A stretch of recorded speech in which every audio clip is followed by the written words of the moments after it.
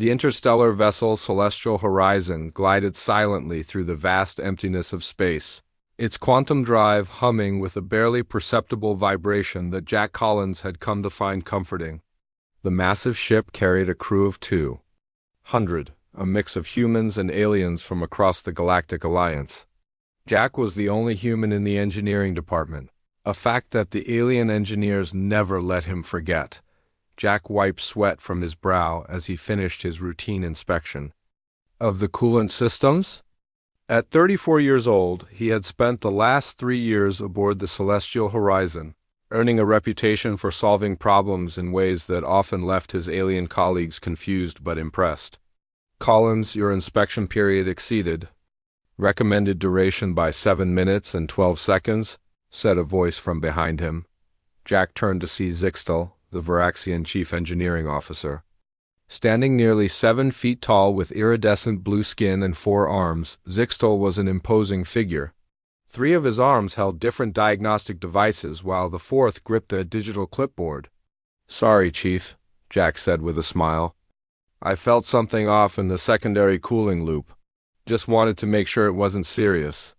Zixtal's face remained expressionless. The diagnostics reported no anomalies. "Your human feelings are an inefficient basis for engineering decisions." Before Jack could respond, the ship lurched violently. The lights flickered and the familiar hum of the quantum drive changed to an alarming whine. "All engineering personnel report to main drive control," Captain Ellen Morgan's voice announced over the communication system. "We have a situation, Jack." And Zixtal rushed to the drive control room where the rest of the alien engineering team had already gathered. Nira, a luminary system specialist with translucent skin that glowed with bioluminescent patterns, was frantically working at the main console. Her long, delicate fingers moved with blinding speed across the holographic interface. Crag, the Bronteri structural engineer, stood nearby. His massive, rock-like body remained perfectly still as his small eyes focused on the data streams. At nearly 9 feet tall and built like a mountain, Crag could lift engine components that would normally require mechanical assistance. Vex 7, the team's quantumech AI specialist, hovered above the ground on a gravity disk. With a body that was half biological and half mechanical, Vex 7 could interface directly with the ship's systems.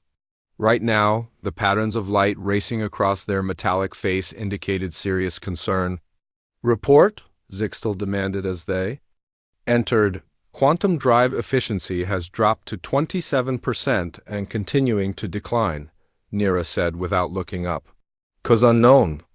I have run 42,873 diagnostic procedures." Vex 7 added, their voice a strange mixture of organic and synthetic tones. "No known failure pattern matches current symptoms." Captain Ellen Morgan entered the control room. She was a veteran of deep space exploration with 20 years of experience commanding various vessels. Her gray-streaked black hair was pulled back in a tight bun, and her expression was grim. "Talk to me, Chief," she said to Zixtal. "What are we looking at?" "Unknown." "Drive failure, Captain," Zixtal replied. "We are implementing standard troubleshooting protocols." "And if those don't work?" she asked. "Then we implement non-standard protocols," he stated flatly. Jack studied the readouts over Nira's shoulder. Something about the power fluctuations seemed familiar, but he couldn't quite place it. "How long do we have?" the captain asked. Vex 7 responded immediately. "At current rate of degradation, complete drive failure will occur in approximately 9 hours. Life support systems will begin failing 72 hours after that." The captain's face hardened. "And our location?" "We are 4.7 light-years from the nearest inhabited system," Nira said. "Without quantum drive capabilities, we cannot reach it." "Can we send a distress signal?" "Yes," Zixtal confirmed. "But the nearest Galactic Alliance vessel is 17 days away at maximum speed." The control room fell silent as the implications became clear. Without a functioning quantum drive, the Celestial Horizon and everyone aboard would be dead long before help could arrive. "I want options, people," Captain Morgan said firmly. "I don't care how crazy they sound. Just give me something." As the alien engineers began discussing various approaches, Jack moved to one of the secondary monitoring stations. He pulled up historical data on the drive's performance over the past week, looking for patterns that might have been missed. Collins, Zixtel called. Your assignment is to monitor the power relay systems. With all due respect, Chief, Jack replied. I think I might have seen something like this before. On the Jupiter station, we had a similar issue with the human technology is primitive by comparison. Vex 7 interrupted. The probability that your experience is relevant is 0.043%. Jack bit his tongue. This wasn't the time to argue. Nira. Begin level 1 recalibration of the quantum harmonics, Zixtel ordered. Crag, prepare for possible manual replacement of the primary oscillation units. VX7, continue running simulations to identify the failure point. What about me? Jack asked. Zixtel considered him for a moment. Monitor the power relays as instructed. Alert us to any changes. Jack nodded and returned to his station, but he didn't follow orders. Instead, he continued examining the historical data, comparing it with the current readings. There was something here, something the advanced diagnostic systems were missing. An hour passed, then two. The alien engineers worked with incredible efficiency, implementing increasingly complex solutions. Yet the quantum drive continued its steady decline, now down to 19% efficiency. Diane Wu, the ship's communication officer, entered the control room and approached the captain. Ma'am, I'm picking up a faint signal. It's strange, almost like an echo of a distress call, but the pattern is distorted. Can you clean it up? Captain Morgan asked. I'm trying, but it's unlike anything I've seen before. Jack's head snapped up. Can I hear it? Diane looked to the captain, who nodded. She played the signal through the control room speakers. A series of pulses and static filled the room. That's interference from a quantum field collapse, Jack said suddenly. I've heard something similar during my training. Impossible, Vex 7 stated. Quantum field collapse would register on our diagnostics. Not if it's happening in microsecond bursts, Jack replied. The diagnostics might be averaging it out. Zixtel paused his work. Explain your reasoning, Collins. As Jack began to outline his theory, a new alarm sounded. The quantum drive efficiency had dropped to 15%. We're running out of time, Captain Morgan said. Zixtel, give Collins access to whatever he needs. At this point, I want every possible solution explored. Zixtel hesitated, then nodded. Very well, Collins, you may proceed with your investigation. But do not interfere with our primary efforts. Jack felt all eyes in the room on him, some hopeful, others skeptical. He took a deep breath and got to work. If he was right, the problem wasn't in the quantum mechanics at all. It was something much more basic, something the advanced alien engineers might have overlooked precisely because it was too simple. With the clock ticking down toward disaster, Jack began to formulate a plan that would either save the ship or confirm the aliens' belief that humans were too primitive to understand truly advanced technology. 4 hours had passed since the quantum drive began failing. The efficiency had dropped to 12%, and tension filled the engineering control room of the celestial horizon. Jack Collins sat at a side console, reviewing maintenance logs. While the alien engineering team continued their sophisticated attempts to solve the crisis, Zixtel stood at the central command station, all four of his blue arms in constant motion as he coordinated the team's efforts. Nira, report on the quantum harmonics recalibration. The luminescent alien looked up from her station, the patterns of light under her translucent skin pulsing with stress. Complete failure, Chief. The harmonics respond momentarily but then destabilize again. This defies all established engineering principles, Vex 7 stated, their half-mechanical body hovering nearby. I have now run 189,427 simulations based on known quantum drive failures. None match our current situation. Crag, the massive Brontari, returned from the drive chamber. His rocky features showed no emotion, but his voice rumbled with frustration. Physical inspection of oscillation units shows no visible damage. Replacement would take 17 hours with no guarantee of success. Captain Ellen Morgan entered the control room, her face tense. Status update? Not good, Captain, Zixtel admitted. Standard protocols have failed.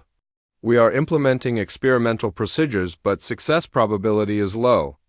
Ellen glanced at Jack, who had been quiet for the past hour. Collins, any progress on your theory? Jack looked up from his console. Maybe. I've been reviewing maintenance logs from the past 6 months. 3 weeks ago, we passed through that radiation belt in the Cygnus sector. The logs show a minor power fluctuation afterward, but diagnostics cleared it. That fluctuation was within acceptable parameters, Zixtel pointed out. The diagnostic system would have flagged any serious concern. That's just it, Jack said, standing up. I think our diagnostic system has a blind spot. Vex 7's mechanical eyes rotated toward Jack. Impossible. Our systems are the most advanced in the galaxy. Advanced doesn't always mean complete, Jack argued. Sometimes the most basic problems get overlooked because we're looking for complex solutions. Ellen crossed her arms. Explain, Collins. Jack took a deep breath. I think something physical is wrong with the drive's cooling system. Not the quantum mechanics, but the actual physical cooling components. The cooling system passed all checks, Nira said dismissively. The digital checks, yes, Jack agreed. But has anyone physically inspected it? Actually crawled in there and looked at it with their own eyes? The alien engineers exchanged glances. Such manual inspection would be considered primitive and unnecessary, Zixtel said. The diagnostic systems are designed to detect any cooling inefficiency. What if they're not detecting it because they're not programmed to look for this specific problem? Jack pressed. The distress signal we received, I think it might be from another ship that had the same issue.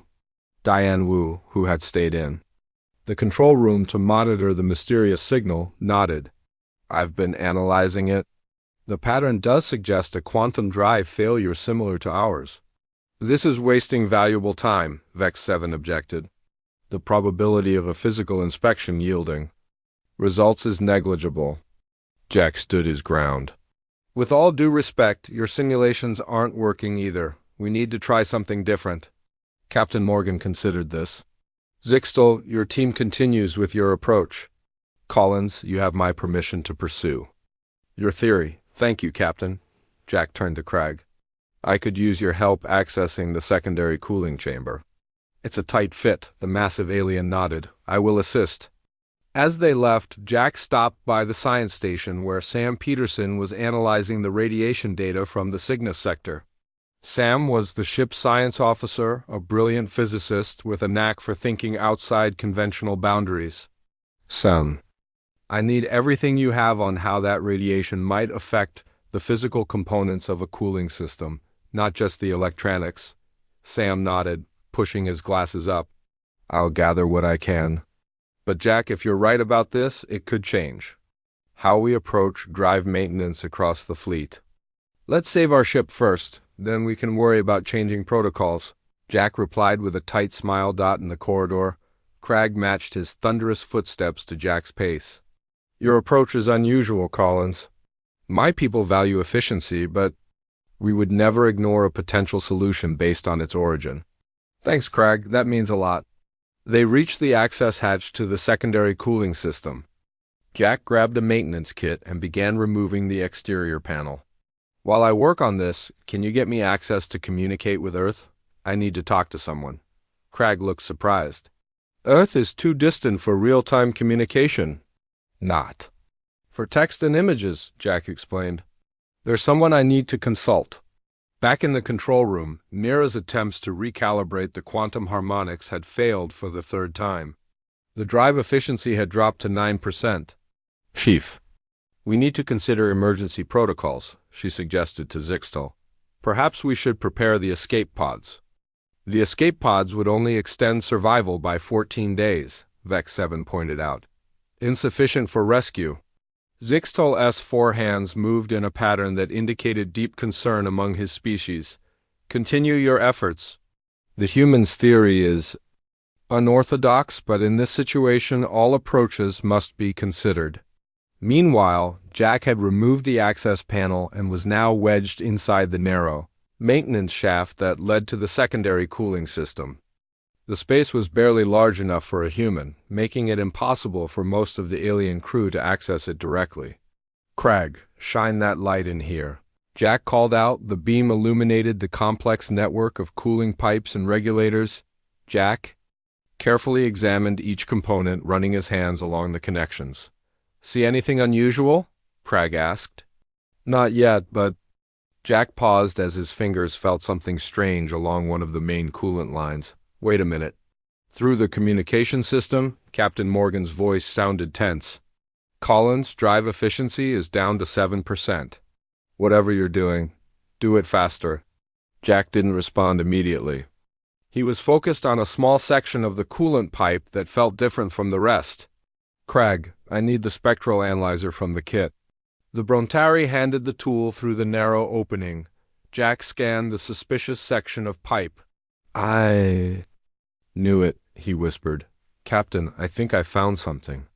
"The coolant pipe has microscopic fractures?" "They're too small to see, but I can feel a temperature difference." "Impossible," came Vex 7's voice over the com. "Such fractures would trigger the diagnostic systems." "Not if they're only opening during specific drive phases," Jack argued. "They might be acting like microscopic valves, opening and closing. Based on pressure, the diagnostics would only see normal readings or average out the fluctuations." Simultaneously, in the science lab, Sam Peterson made a discovery.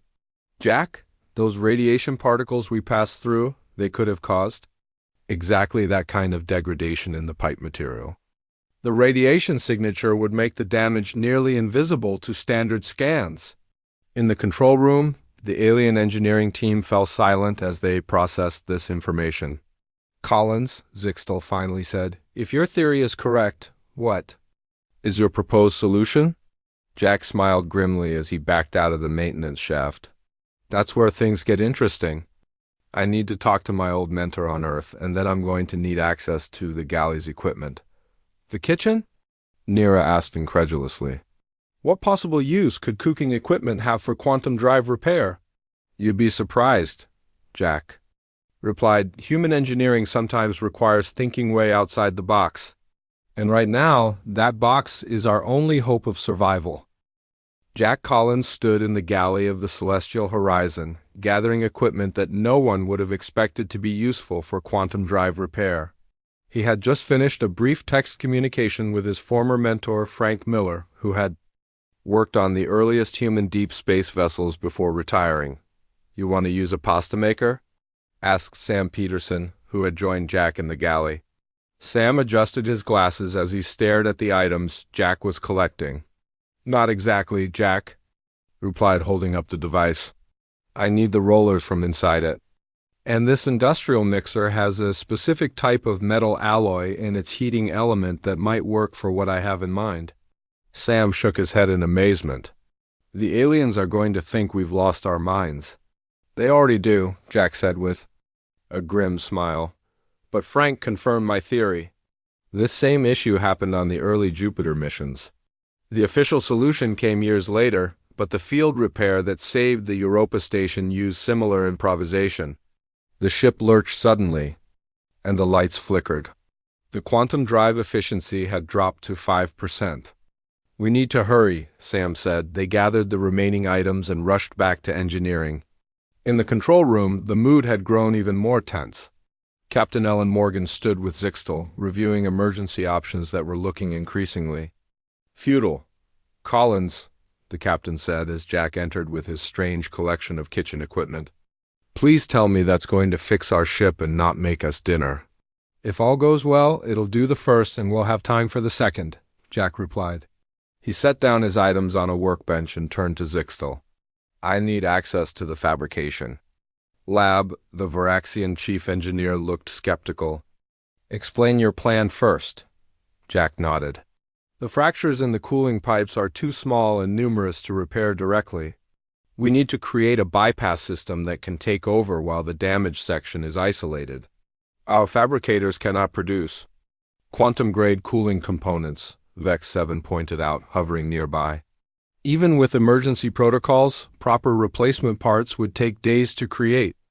I'm not trying to make proper replacement parts, Jack explained. I'm creating a temporary bypass using materials we already have. He laid out a rough sketch he had drawn. The cooling system doesn't need to be perfect.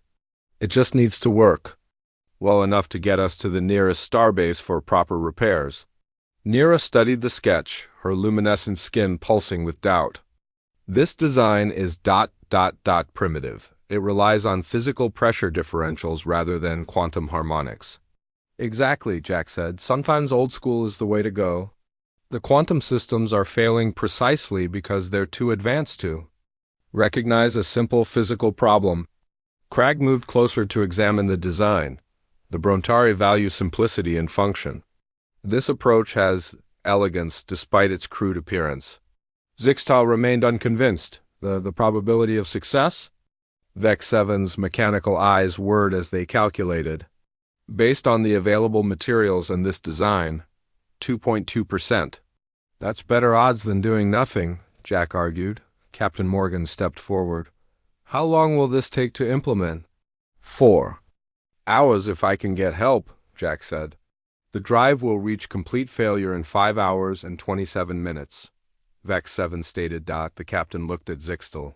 Your recommendation, Chief? The alien engineer was silent for a moment, his arms moving in complex patterns as he considered the options. Finally, he spoke. We will proceed with Collins' plan while continuing our own efforts. Thank you, Jack said, surprised by the concession. Do not thank me yet, human, Zixtal replied. If this fails, we all die together. Jack turned to Cragg. I need your strength in the fabrication lab. Sam, you're with me too. Nira, I could use your help calculating the precise measurements. The Luminari specialist looked to Zixtal, who nodded. Very well, she said reluctantly. As they worked in the fabrication lab, Jack dismantled the kitchen equipment, extracting the components he needed. He used the metal from the mixer's heating element to create a specialized valve, while the rollers from the pasta maker became part of a pressure regulation system. This reminds me of stories from Earth's early space programs, Jack explained as he worked. The Apollo 13 mission used duct tape and plastic bags to create air filters. Sometimes the simplest solutions work when high-tech fails. Nira watched with growing interest. Your species developed space travel with such primitive methods? We did, Jack confirmed. And those primitive methods taught us something important. Understanding the basic physical principles means you can fix almost anything with whatever you have on hand. In the control room, Diane Wood made progress analyzing the mysterious distress signal. Captain, I've partially decoded the message. It was from a Galactic Alliance survey vessel that went missing 3 months ago in the Cygnus sector. Were there survivors? Ellen asked. Diane shook her head sadly. The message cuts off abruptly. I think their drive failed completely before they could implement any solution. The captain's expression hardened. Then we'll be the ones who make it. For them and for us. Back in the fabrication lab, the improvised bypass system was taking shape. Jack had created a network of tubes and valves that looked nothing like standard Galactic Alliance technology. It was bulky, inelegant, and distinctly human in its approach. This will never work, Vex 7 stated, having come to observe the progress. The materials are inadequate for quantum cooling. They don't need to handle quantum cooling directly, Jack explained patiently. They just need to maintain physical temperature control until the quantum systems can stabilize themselves. As the hours passed, Jack's team worked frantically to complete the bypass. The ship continued to shudder occasionally as the quantum drive deteriorated further. Drive efficiency at 3%, Zixtal reported over the comm. Estimated time to complete failure, 1 hour and 12 minutes. We're almost ready, Jack replied, wiping sweat from his forehead. Cragg, help me carry this to the access point. Nira, I need you to monitor the pressure readings once we install it. The team moved quickly to the maintenance shaft where Jack had discovered the problem. The bypass system looked absurdly out of place next to the sleek, advanced technology of the ship. This goes against all standard engineering protocols, Nira commented as they prepared to install the bypass. Sometimes you have to break the rules to fix the problem, Jack replied. Now, let's save this ship. As they began the installation process, the quantum drive gave a violent shudder. Warning alarms blared throughout the ship. Drive efficiency. At 2%, Zixtel announced, his usually calm voice now urgent. Collins, whatever you're doing, do it now. Jack took a deep breath and looked at his team. Here goes everything. Jack Collins' hands moved with careful precision as he installed the bypass system. Sweat dripped from his forehead despite the cooling units in his work suit. The narrow maintenance shaft was barely wide enough for his shoulders, and the heat from the failing drive system made the space uncomfortably warm. Hand me the sealing compound, Jack called out to Cragg, who was positioned at the entrance to the shaft. The massive Brontari passed the container through the opening. Drive efficiency has dropped to 1.5%, he reported, his usually stoic voice carrying a hint of concern. Outside the maintenance shaft, Nira monitored the readings on a portable diagnostic unit. Her luminescent skin pulsed with rapid patterns that indicated stress among her species. The quantum harmonics are becoming increasingly unstable, she warned. At this rate, we have less than 40 minutes before complete failure. Jack didn't waste breath responding. He applied the sealing compound to the connection points where his improvised bypass joined the ship's original cooling system.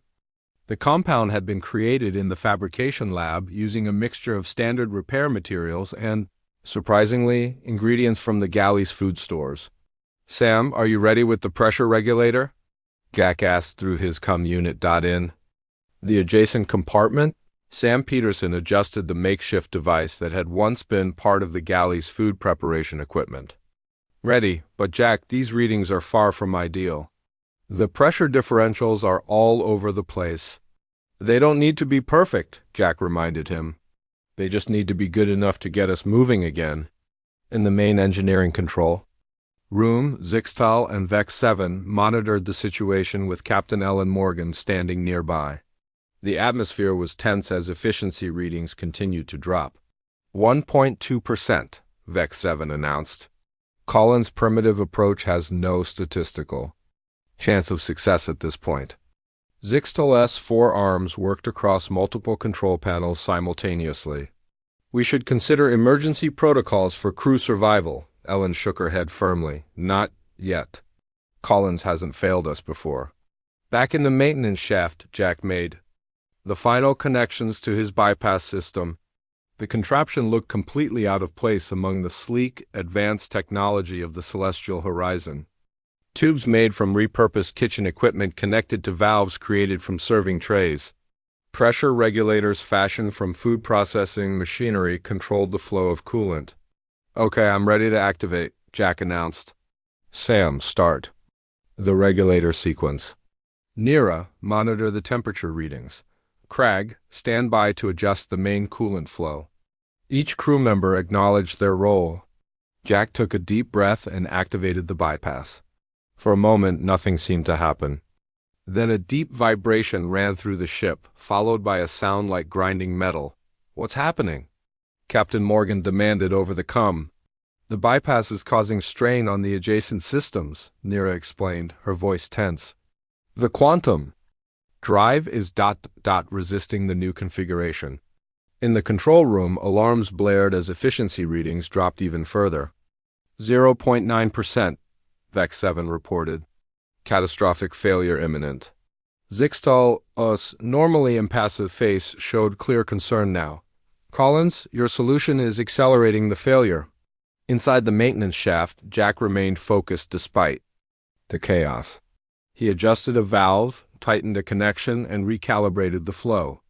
It's fighting us because we're forcing it to work differently, he explained. The advanced systems are programmed to operate in specific ways. We're bypassing those protocols, so the system is resisting.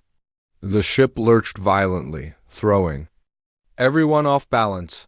The lights flickered and emergency power activated in several sections. 0.7%, came Vex 7's increasingly urgent voice. Collins, you must abort. Not yet, Jack insisted.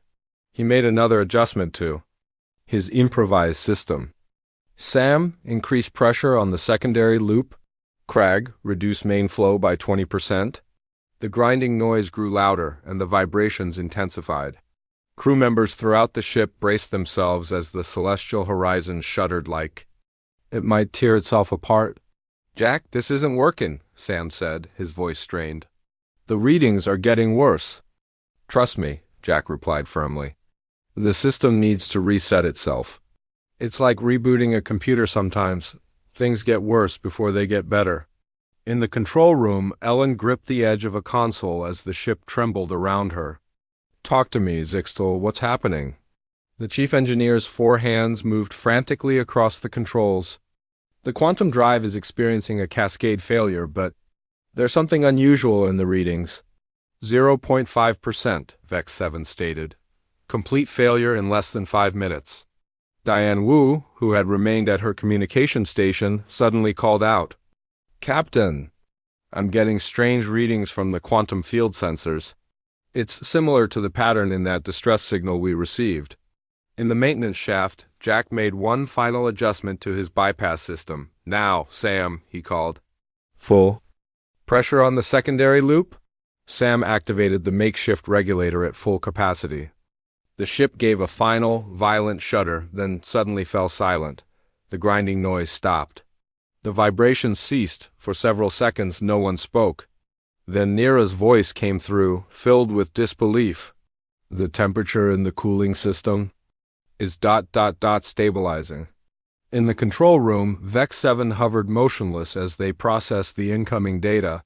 Quantum drive efficiency, 0.6%, 0.7%, 0.9%. "It's working," Zixtel said, his voice revealing rare amazement. "The efficiency is increasing."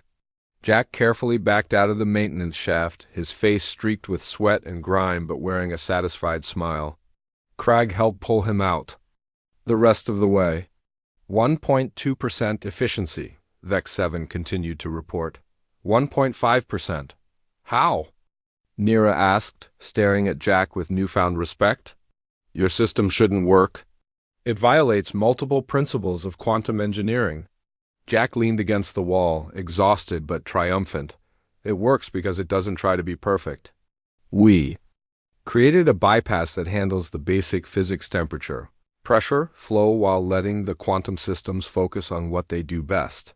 2% efficiency," came Vex 7's update. 2.5%. Captain Morgan's voice came through the CUM system. "Collins, you magnificent bastard. What did you do exactly?" Jack grinned tiredly. "I let the ship heal itself, Captain. The quantum systems are designed to self-optimize, but they couldn't do that while fighting the physical cooling failure. By creating a crude but functional bypass for the damaged section, we gave the quantum systems a chance to recalibrate."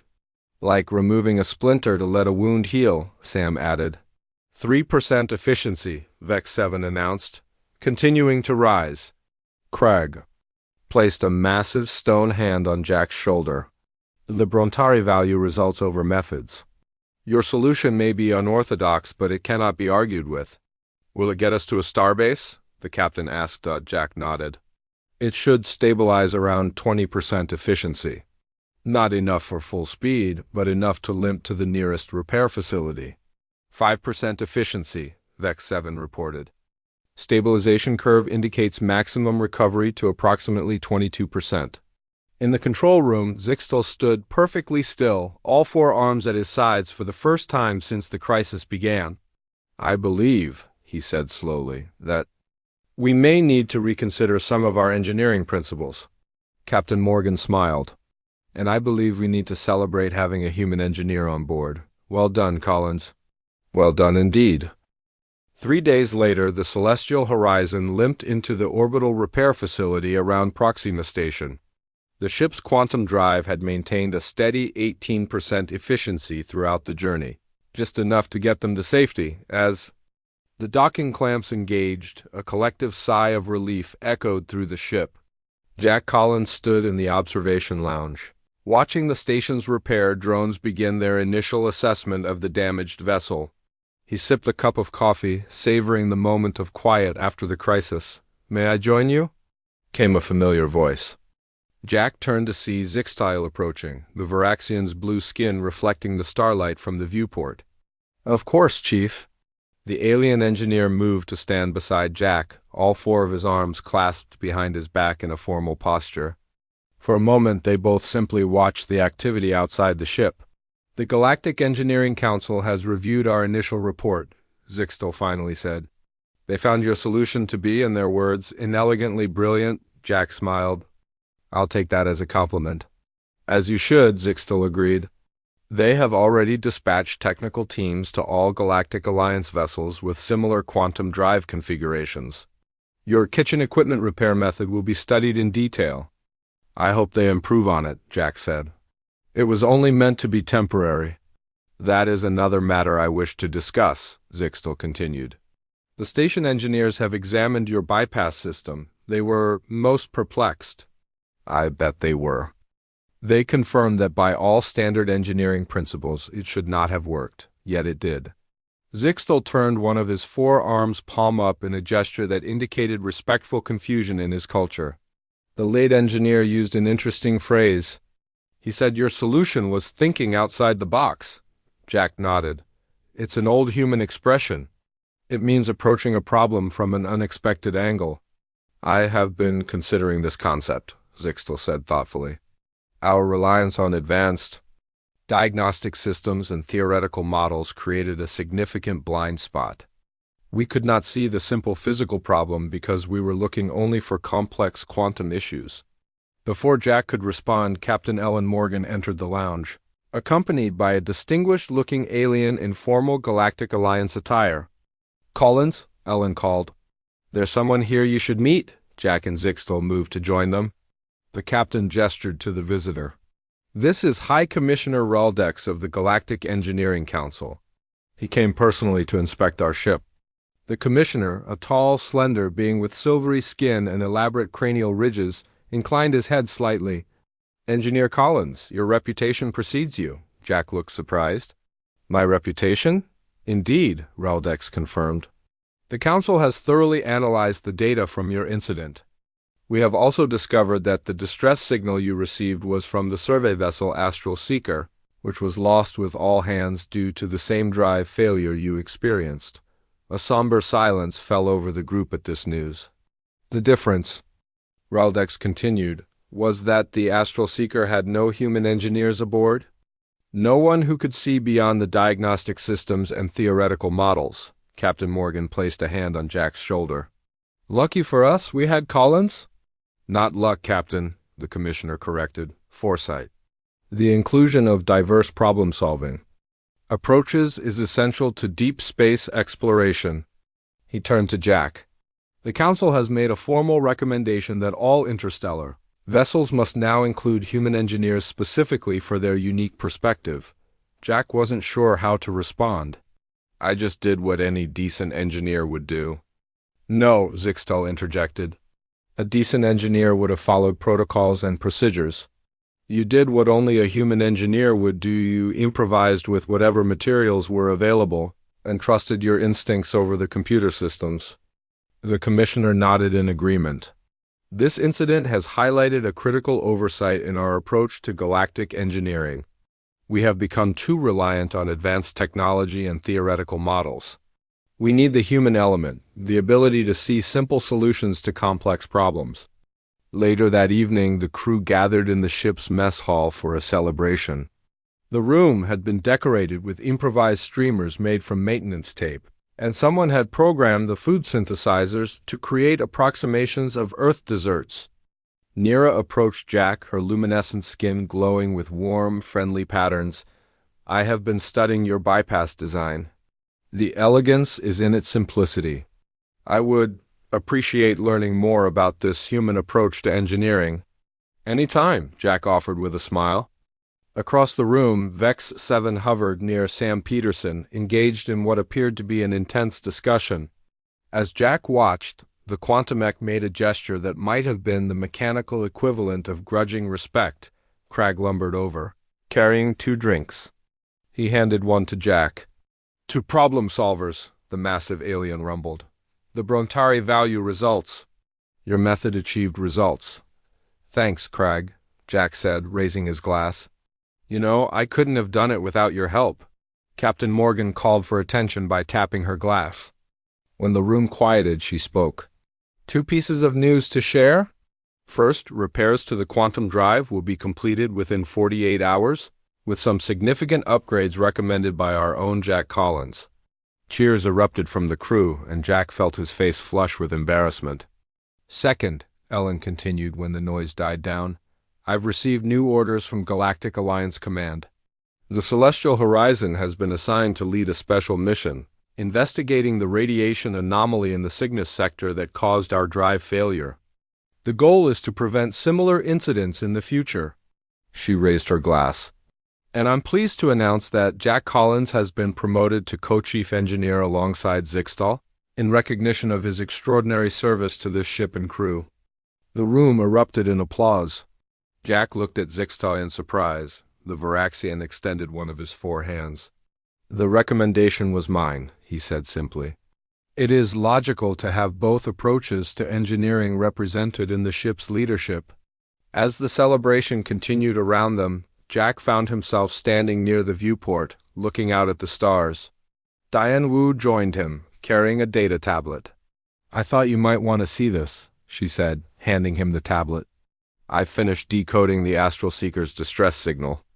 Their final log entry mentioned detecting the same cooling system anomaly you found. But too late to implement any solution? Jack nodded solemnly. We were lucky. No, Diane corrected, echoing the commissioner's words. We had you. The next morning, Jack entered the engineering training room to find Nira and Vex 7 waiting for him. Behind them stood several other alien engineers from different departments. What's this? Jack asked, surprised. Your first class, Nira explained, her skin glowing with anticipation patterns. The captain has approved a new training program. We are here to learn how to solve problems the human way. Vex 7's mechanical eyes rotated thoughtfully. I have calculated that incorporating human problem-solving methodologies will increase our overall engineering efficiency by 27.4%. Jack smiled as he looked at the eager faces before him. Well then, he said, picking up a standard repair kit, let's start with the basics. Rule 1 of human engineering. Understand the physical principles so well that you can fix anything with whatever you have on hand. As he began his first lesson, Jack Collins realized that his improvised repair had fixed more than just the ship's quantum drive. It had begun to bridge the gap between human ingenuity and alien technology, a partnership that would make them all stronger as they ventured further into the stars together.